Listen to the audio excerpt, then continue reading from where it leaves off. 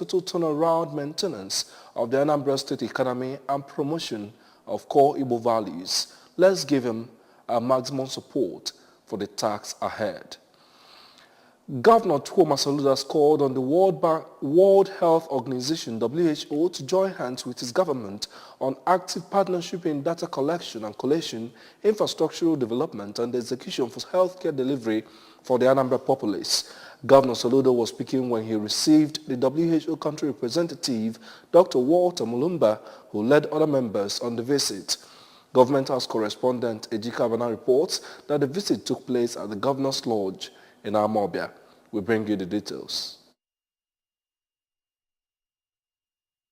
Speaking on lifestyle, prevention and cure, Governor Soludo, who appreciated WHO for the active role they played during a recent measles outbreak in the state, said that he extended the invitation to them because of his belief in the critical role of WHO in his administration's key mandates to Anambra. The governor expressed happiness at World Bank's vested interest at ridding the world of tropical diseases which have debilitating consequences on the people, noting that a major overhaul is needed in the health sector, emphasizing that his administration encourages Made in Anambra, which was why he bought into the Central Drug Wholesale Center in Oba, which has the potential to build a drug manufacturing and distribution ecosystem. We are quite ready on any aspect, everywhere.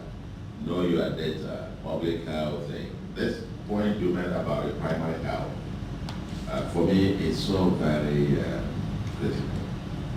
So very, very critical. We just, the tertiary places, the ones we just saw, just no doctors, nothing else. So we fill up that.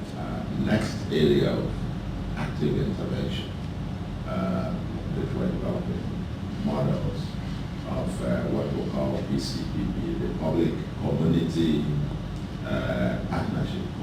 Dr. Molumbo, who said that with Professor Soludo's coming into the picture and his pedigree, he sees a situation where things will be done differently, stating that the World Health Organization will strengthen their partnership with Anambra State government in strategic areas of need. While applauding Governor Soludo's interest in numbers as contained in his manifesto, he added that when numbers are known, they can be improved on, and spoke on the issues including counterpart funding, low coverage of immunization, among others, stating that they will leverage on Professor Soludo's goodwill to assess other state governors so that the work can be channeled towards the same direction.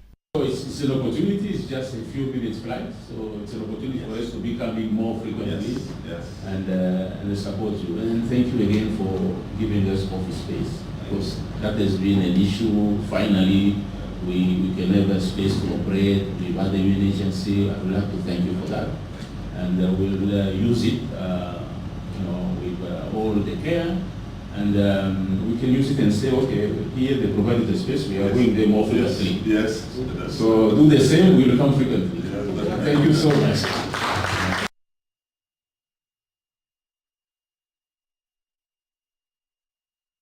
The Anambra State House of Assembly says the defense for the 2022 Anambra State revised budget estimate of about 170 billion naira by government ministries and agencies will commence on Wednesday next week at the Anambra State House of Assembly complex. The Deputy Chairman, House Committee on Finance and Appropriation, Honorable Nonso Smart Okafo, disclosed this during plenary. Correspondent Chukwuemeka Modelem now reports. Honorable Okafor explained that the timetable for the meeting is out and that his committee would be discharging letters to that effect to all the ministries and agencies concerned. It's my honor to inform this House that the timetable for budget defense bilateral discussion is out and is starting effectively on Wednesday, 29th of this month. And we're already dispatching letters immediately to that effect to all the ministries and agencies concerned. And we call on honorable members to please do well to be present. On his part, The Speaker of the House, Right Honorable Uche Okafor, encouraged all MDAs to turn out for the exercise in time so that the House will fulfill their constitutional responsibility. To join his voice to encourage all ministries, agencies and departments to make sure they turn out and also on time so that we may be able to fulfill this part of our constitutional responsibility. Also at the plenary, the Commissioner for Education, Professor Ngozi Chumude, appeared before the House for clarification on the disengaged PTA teachers and the ongoing teachers' recruitment exercise. However, Right Honorable Okafor said the House has rescheduled their meeting with the Commissioner due to some new details the House need time to look into before having discussion with her. He also assured that the Chairman of House Committee on Basic Education, Chief Ejike Okechukwu, will inform the Commissioner when next she will meet with them. From the State House of Assembly, Chukwuemeka Modelem, ABS News. The Anambra State Ministry of Power and Water Resources, in partnership with the State Power Community and Next Year Power Group, has commenced a two-day brainstorm session to figure out practical roadmaps to ensuring steady electricity in the state.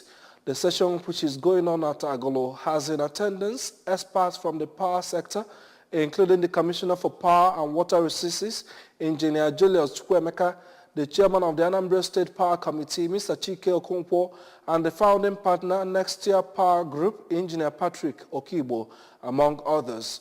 Our correspondent, Blessing Uchendo, completes the report. Speaking at the forum, Engineer Chukwuemeka said that Governor Chukwuma Soludo is committed to power sector revolution in Anambra State and to give businesses and households uninterrupted electricity, adding that this could be achieved through a strong public-private partnership. Engineer Chukwuemeka added that the ministry focuses on sustainable, reliable, and eco-friendly power sector reforms and commended the organizers of the event for thinking home first. We also think of sustainability, not that we are starting it under Mr. Governor Professor Charles Chukwuma Soludo's administration. Can it go beyond this administration? For instance, the last administration started on diesel. Today, we are trying to shift away from that to solar, to solar-powered street lights, because we believe that that can be sustained.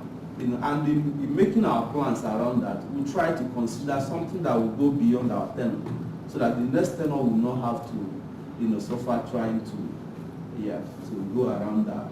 On his part, the chairman of Anambra State Power Committee, Mr. Okonkwo, said that the committee thought it imperative to have an interaction with a team of experts in the energy sector to map out present challenges and profile reliable solutions so as to provide adequate power supply to various communities in Anambra State. So I'm hoping that we would have the cooperation of everybody, of the master management and our representation. I'd like us to be able to say to them, this is what we think could work. And then we begin to look at the various models, whether it's franchising, that could work.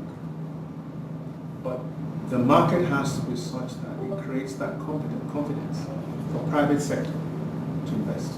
Some experts in the energy sector who made presentations during the sessions, including engineers Geoffrey Nwokoye, Frank Edozie, Belijem Mado, among others, highlighted some of the challenges facing adequate energy flow in Anambra State and suggested viable solutions to them. One thing is that even as at now, even if we don't have new generations now, if we can try and protect the waste we have, there will be some improvement. That's why I said the denominator there is any discipline across the board.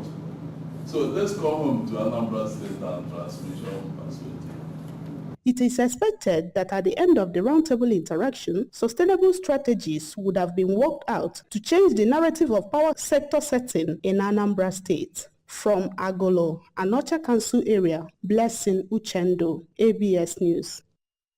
Anambra State Community and Social Development Agency has successfully performed the inaugural launch for the orientation and the enrollment of labor-intensive public welfare LIPW beneficiaries.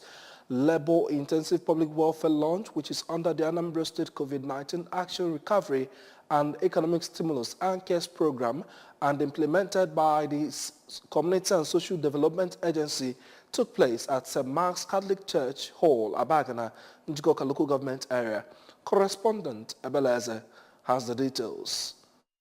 Labor-intensive public warfare is intended to provide temporary employment opportunities to vulnerable population through labor-intensive projects such as the development and maintenance of local infrastructure that do not require special skills. Beneficiaries of labor-intensive public warfare, who must be between 18 to 45 years, will earn some little income in form of monthly stipends in exchange for performing identified public works recommended for a maximum period of 2 years. In her inaugural remark, the Commissioner for Economic Planning, Budget and Development Partners, Mrs. Chiamaka Nake, said that the beneficiaries, who are 1,755 in number from across the state, will receive 12,500 naira transfers and stipends each every month for 2 years. The Commissioner, represented by the Planning Manager and CARES Coordination Unit, Mr. Christopher Bidike, said that Governor Chukwuma Soludo's administration has set aside over 65 million naira as initial grants to be transferred to deserving youths and women under LIPW. She encouraged the beneficiaries to save some of their stipends, which according to her would form the seed money that would enable them to venture into their chosen mandatory life skills training during implementation procedure. The LIPW is very well in line with the transformation agenda of Mr. Governor, Professor Charles Chukwuma Soludo. It's a solution that is fundamentally focused on creating a prosperous future for the youth, empowering them to function and be productive. And that is why this administration is setting aside over 65 million naira as the initial grant to be transferred to deserving youths and women under LIPW.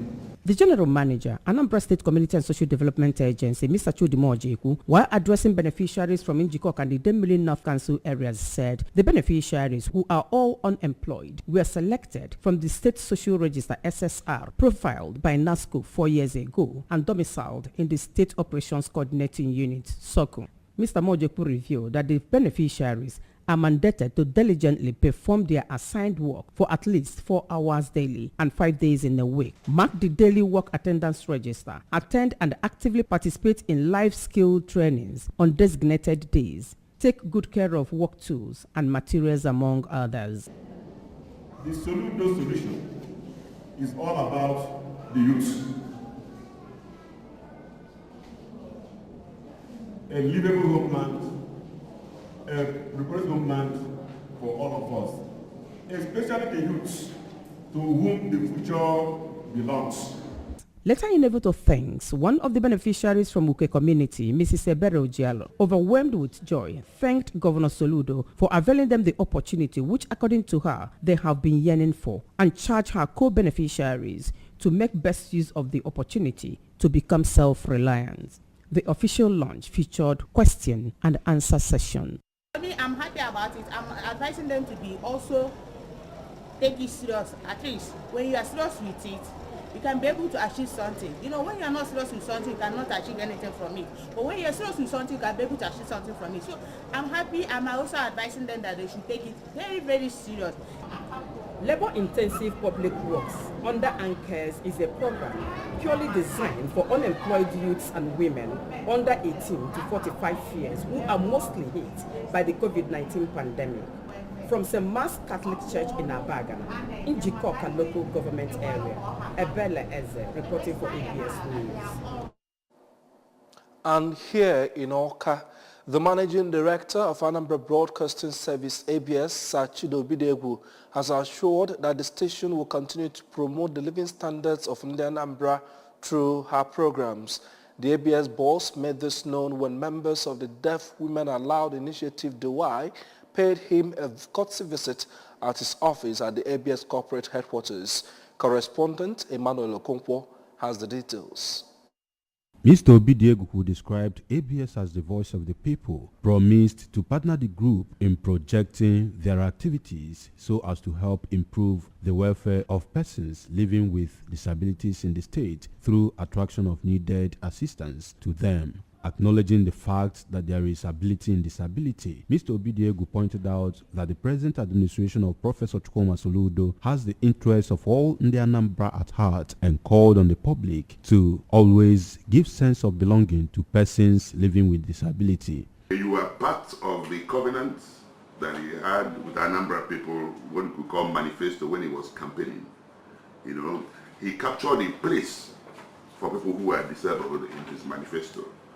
Because clearly, Mr. Governor is empathetic about people who are disabled, quote unquote. When I use disabled, I use it, you know, with special care.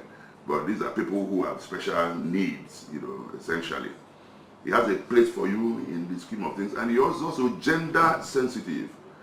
Speaking earlier, the executive director, Deaf Women Aloud Initiative, Mrs. Helen Beyokwa Alase, who spoke through the sign language interpreter, Mrs. Patience Etim, advocated for deaf-inclusive sexual health in Anambra State, lamenting that presently deaf and dumb persons lack access to proper health care services like other humans, as they are not considered during dissemination of information on such services. Mrs. Bayoku Alase, who is also the chairperson, Deaf Women Association of Nigeria, called for employment of sign language interpreters in some major establishments, such as hospitals and television stations, in order to give people with hearing challenge access information, good health, and improved welfare. She used the opportunity to invite critical stakeholders in the state, including the Commissioner for Health, Dr. Afamo Bidike, Commissioner for Women and Children Affairs, Mrs. Ify Obinabo, and others, to a one-day event of the Deaf Women Aloud Initiative holding in Oka on Thursday next week. So their issues are not hard because you cannot see their deafness, you cannot identify their disability. They are not like other persons with disabilities that you can see their disability. Present at the meeting were the Director of News and Current Affairs of the ABS, Mr. Gebo Baleze, and the Head of ABS TV, Mrs. Ify Unachukwu. In Oka, I am Emmanuel Okonkwo, reporting for ABS News. The federal government-backed Integration Personnel and Payroll Information System has so far exposed and eliminated about 70,000 ghost workers from the civil service system. The Director General, Bureau of Public Service Reforms, Dr. Dasuki Arabi, has said. He also said that the government has saved at least 220 billion naira through IPs. Similarly, he said about 10 trillion naira had also been paid through the Treasury single account since it was fully implemented by the Buhari regime. Arabi stated this at the fourth session of the ministerial briefing organized by the Presidential Communication Team at the Presidential Villa Abuja on Thursday. The Director General, who gave updates on the Bureau's performance in implementing government reforms and programs, said IPs had led to the reduction of the federal civil service personnel to 720,000. In business news, the federal government has conferred support for locally made leather products. Speaking at the 5th Lagos Leather Fair, Ministry of Industry, Trade and Investment, Adeniyi, Minister of Industry, Trade and Investment, Adeniyi Adebayo, said patronizing made in Nigeria products will boost the nation's economy globally. Speaking at the 5th Lagos Leather Fair, Ministry of Industry, Trade and Investment said patronizing made in Nigeria products will boost the nation's economy. According to Mr. Adebayo, the fair over the past years has created a solid platform where everyone within the leather ecosystem can meet up and hold conversations on how to move the industry forward. Convener of Lagos Leather Fair and Creative Director Femi Handbags, Mrs. Femi Olayebi, said the fair is a testament to the value of the finished leather goods sector for the wider industry if properly harnessed. While lamenting that issues such as copyright infringements, infrastructure constraints, skill quality gaps, power among others are major challenges facing the industry, Olayebi charged government to create right policies and an enabling environment for the industry to thrive. The fair also featured masterclass conversations that address the challenges of cross-border payments for SMEs, the role of the African Continental Free Trade Area, in aiding intra-African and ways to enhance growth for business within the leather industry. European leaders are reconvening on Friday for the second day of their summit dedicated to the economy after making the historic decision the day before to grant Ukraine and Moldova candidate status. The cost of living crisis, soaring inflation and food security will be top of the agenda for EU leaders who will be joined by their discussion by the European Central Bank President Christine Lagarde and Eurogroup Chief Pascal Donher. The energy crisis, although not formally on the agenda, is bound to also be discussed. We understand Italian Prime Minister Mario Draghi has asked for another council meeting to take place in July to delve more into the bloc's economic situation, so a decision on this may well be announced as well. Meanwhile, today may be chaired as historic by the Croatians too, as leaders are set to decide whether to allow the country to introduce the euro following such a recommendation from the Commission earlier this month. In sports, FIFA will allow countries to select up to 26 players for the 2022 World Cup in Qatar, increasing the maximum squad size by 3 for the 21 November to 18 December tournament. FIFA, in a statement, said number of players to be included on the final list has been increased to at least 23 and a maximum of 26. World Football's governing body said the decision to expand squad was made given the need to retain additional flexibility due to the unique timing of this year's competition, which will interrupt the European club season. FIFA also took into account the broader context of the disruptive effects caused by the COVID-19 pandemic on sports before, during the tournament. UEFA adopted similar challenges for Euro 2020 last year, meeting demand for coaches who feared they could lose players due to coronavirus. National teams had named squads of 23 players at the World Cup and European Championship ever since the 2002 World Cup in Japan and South Korea.